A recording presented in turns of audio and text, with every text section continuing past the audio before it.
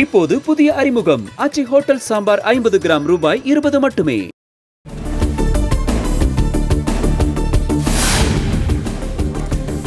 டெல்லியில் பிரதமர் அலுவலகத்தின் புதிய கட்டடமான சேவா தீர்த்தை திறந்து வைத்தார் பிரதமர் மோடி. மத்திய அமைச்சரவை அலுவலகங்கள் அடங்கிய கடமை அலுவலக கட்டிடங்களும் திறக்கப்பட்டன.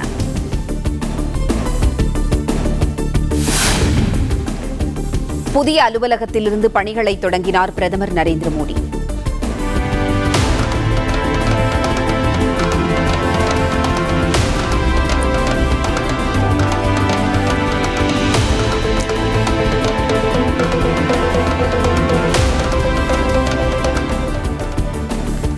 விவசாயிகள், பெண்கள், இளைஞர்கள் உள்ளிட்டோர் நலன் சார்ந்த திட்டங்களில் கையெழுத்திட்டார்.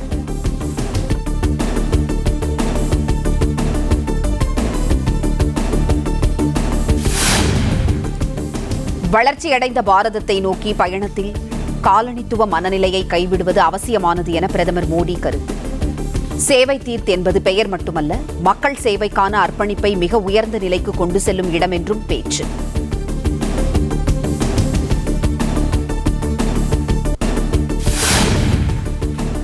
மகளிர் உரிமை திட்ட பயனாளிகளுக்கு இன்று ஒரே நாளில் 5000 ரூபாய் வரவு வைப்பு.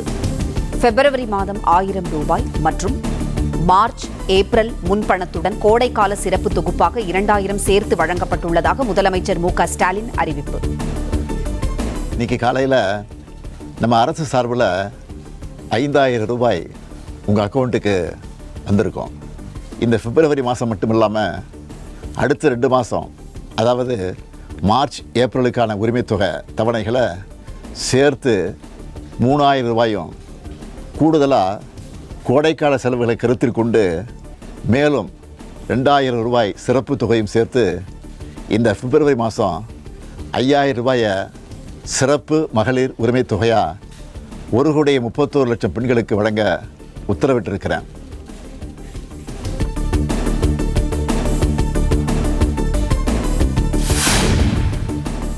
திமுக மீண்டும் ஆட்சி அமைக்கும் போது மாதம் 1000 ரூபாய் உரிமை தொகை 2000 ரூபாயாக உயர்த்தப்படும். சட்டமன்ற தேர்தலையொட்டி முதலமைச்சர் மு.க.ஸ்டாலின் வாக்குறுதி.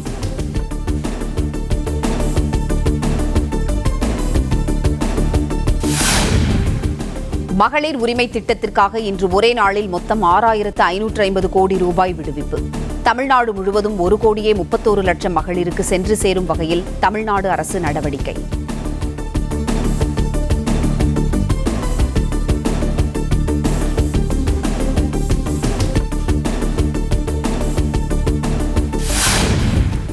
பல தடைகளை, சூழ்ச்சிகளை முறியடித்து 1.31 கோடி மகளிருக்கு 5000 ரூபாய் சிறப்பு தொகை வரவு வைப்பு. தமிழ்நாட்டிற்கு இன்று காலை சூப்பர் மார்னிங்காக அமைந்திருப்பதாக முதலமைச்சர் மு.க.ஸ்டாலின் பேச்சு. இன்று குட் மார்னிங் மட்டுமல்ல, தமிழ்நாட்டுக்கு இது ஒரு சூப்பர் மார்னிங்காக அமைஞ்சிருக்கு. பல தடைகளை, சூழ்ச்சிகளை முறியடிச்சு இன்னைக்கு காலையில்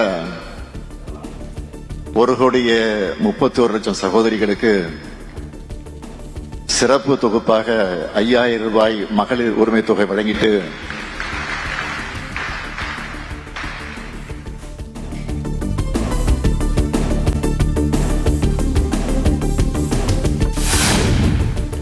மகளிர் உரிமை திட்டத்தின் கீழ் 3 மாதங்களுக்கான தொகையை முன்கூட்டியே வழங்கியதற்காக முதலமைச்சர் மு.க.ஸ்டாலினுக்கு பெண்கள் நன்றி. சென்னை அண்ணா அறிவாலயத்தில் முதலமைச்சருக்கு நேரில் நன்றி கூறினர்.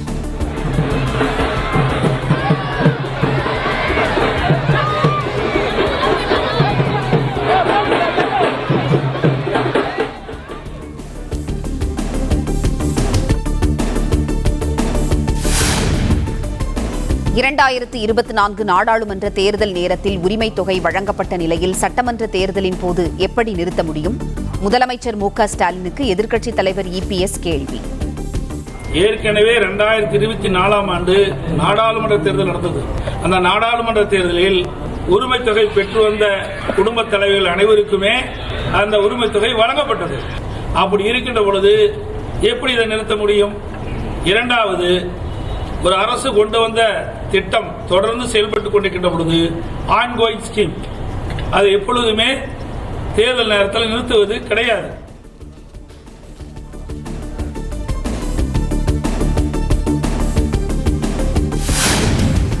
தேர்தல் தோல்வியின் பயம் காரணமாகவே பெண்களுக்கு 5000 ரூபாய் கொடுத்துள்ளார் மு.க. ஸ்டாலின். பெண்களின் வாக்குகளை பெறும் நோக்கில் திமுக நாடகமாடுவதாகவும் அறிவித்துள்ளதாக இபிஎஸ் குற்றச்சாட்டு.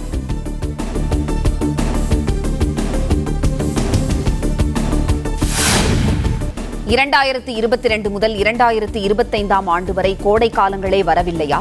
மகளிர் உரிமை தொகை கோடைக்கால சிறப்பு தொகுப்பு எனும் முதலமைச்சரின் அறிவிப்பு தொடர்பாக இபிஎஸ் கேள்வி.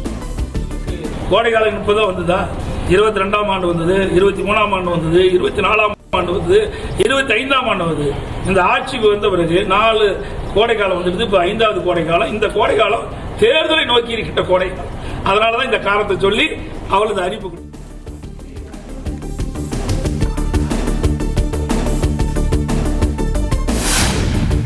125 நாள் வேலை உறுதி திட்டத்தை சீர்குலைக்க முயல்வதாக திமுக அரசை கண்டித்து அதிமுக ஆர்ப்பாட்டம்.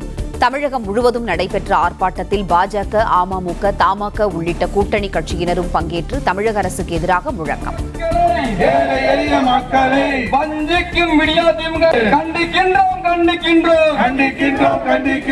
தேசிய ஊரக வேலை உறுதி திட்டத்தில் அதிமுக ஆட்சிக்கு வந்தால் மகளிர் உரிமை தொகை 2000 ரூபாயாக உயர்த்தப்படும் என்று இபிஎஸ்ஸின் அறிவிப்புக்கு தமிழ்நாட்டு மக்களிடம் பெரும் வரவேற்பு. இதன் காரணமாகத்தான் நானும் அறிவிப்பை வெளியிடுகிறேன் என மு.க. ஸ்டாலின் அறிவிப்பு வெளியிட்டிருப்பதாக அன்புமணி ராமதாஸ் விமர்சனம்.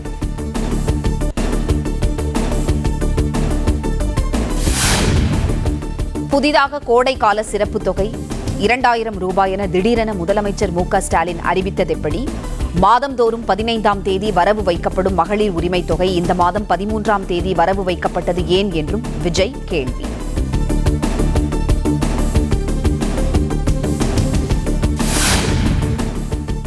வீதிக்கு வீதி மட்டுமல்லாமல் வீட்டுக்கு வீடு ஒலிக்கும் விசில் சத்தம்தான் கோடைக்கால சிறப்பு தொகை அறிவிப்புக்கு காரணம் என விஜய் அறிக்கை.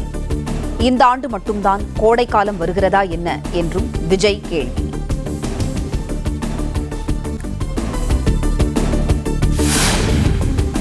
தமிழ்நாட்டில் தாவேகாவிற்கான ஆதரவு 30% கடந்துவிட்டது. வீட்டுக்கு ஒரு வாக்கு நிச்சயம் என சேலத்தில் பேசிய விஜய் உறுதி.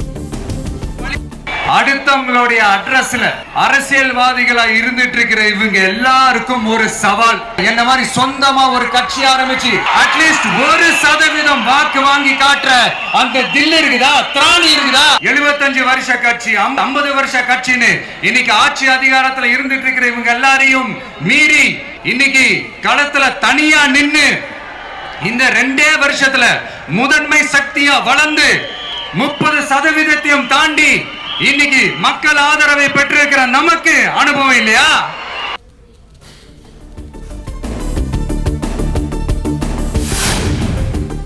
வரப்போகும் சட்டமன்ற தேர்தலே மு.க. ஸ்டாலின் சாரா அல்லது விஜயா என்பதுதான்.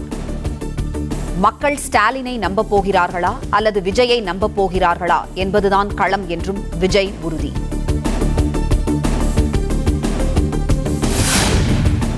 சட்டமன்ற தேர்தலின் போது வண்டி வண்டியாக வந்து அரசியல் கட்சிகள் பணத்தை கொட்டுவார்கள் என விஜய் குற்றச்சாட்டு.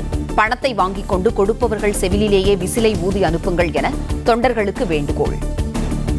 வண்டியா கொண்டாந்து குட்டுவாங்க. 1000, 2000, 3000, 4000, 5000 சாமி மேல சத்தியெல்லாம் வாங்குவாங்க. அப்படிதான் இத்தனை வருஷமா உங்களை ஏமாத்தி இருக்கிறாங்க. வாங்கிக்கங்க, சந்தோஷமா வாங்கிக்கங்க. எல்லாம் உங்க பணம் தான். வாங்கிக்கிட்டு அவங்க காதிலே விசில ஊதி அனுப்புங்க. எப்படி? அவங்க செவிலே விசில ஊதி அனுப்புங்க.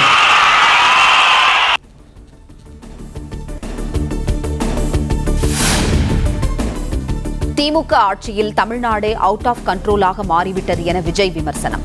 சட்டம் ஒழுங்கில், பெண்கள் பாதுகாப்பில், வேலை வாய்ப்பில் அவுட் ஆஃப் கண்ட்ரோலாக இருக்கிறது என்றும் காட்டம். தமிழ்நாடு எப்பவுமே டெல்லிக்கு அவுட் ஆஃப் கண்ட்ரோல் அப்படின்ட்டு ஸ்டாலின் சார் அடிக்கடி சொல்லுவாங்க. ஸ்டாலின் சார் எது எதுலலாம் அவுட் ஆஃப் கண்ட்ரோல் இப்ப நான் கொஞ்சம் சொல்லட்டுமா? முதல்ல சட்டம் ஒழுங்கெல்லாம் அவுட் ஆஃப் கண்ட்ரோல், பெண்கள் பாதுகாப்புல அவுட் ஆஃப் கண்ட்ரோல்,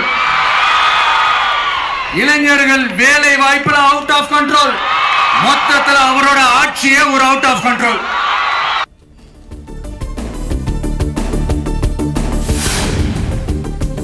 ஆட்சியிலும் பங்கு, அதிகாரத்திலும் பங்கு என விக்கிரவாண்டியில் தான் வைத்த குண்டு தற்போது வெடிக்கிறது. கூட்டணி ஆட்சி என்ற முழக்கத்தால் மு.க. ஸ்டாலின் பதற்றத்தில் உள்ளதாக விஜய் பேச்சு. நான் விக்கிரவாண்டி மாநாட்டில் பேசும்போது ஒரு பொலிட்டிக்கல் பாம் ஒன்னு சொன்னேன், ஞாபகம் இருக்கா? ஆட்சியிலும் பங்கு, அதிகாரத்திலையும் பங்குன்னு ஒன்னு சொன்னேன். இப்போ அந்த பொலிட்டிக்கல் பாம் எல்லா கூட்டணியிலையும் வெடிச்சுக்கிட்டு இருக்கு, தாறுமாற வெடிச்சுக்கிட்டு இருக்கு. ஸ்டாலின் சார்லாம் பதறாரு, ஆட்சி அதிகாரத்துல பங்கெல்லாம் தமிழ்நாட்டில் ஒத்து வராது அப்படின்னு சொல்றாரு. அவங்கள பொறுத்த வரைக்கும் ஜெயிக்கிறதுக்காக மட்டும்தான் கூட்டணி, மற்ற எல்லாத்துக்குமே அவங்க தனி அணி. வெல்வோம் ஒன்றாக, ஆனா வரும் வெல்த் எல்லாம் பார்ப்போம் தனியாக.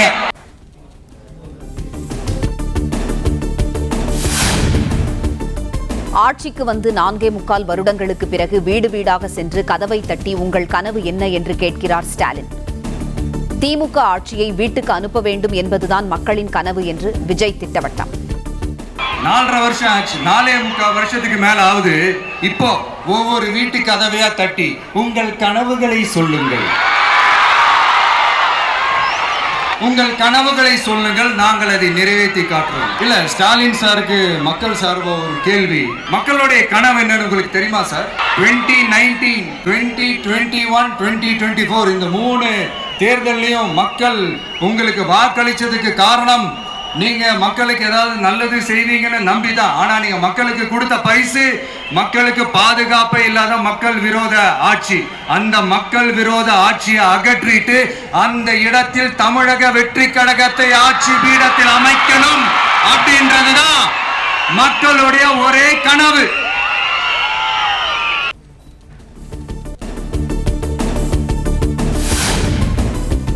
பொய்யிலே பிறந்து பொய்யிலே வளர்ந்த புழுகர் பெருமான் என முதலமைச்சர் மு.க. ஸ்டாலின் மீது விமர்சனம். தேர்தல் வாக்குறுதிகளை நிறைவேற்றியது தொடர்பான சதவிகித கணக்குகளை சுட்டிக்காட்டி விஜய் கேள்வி.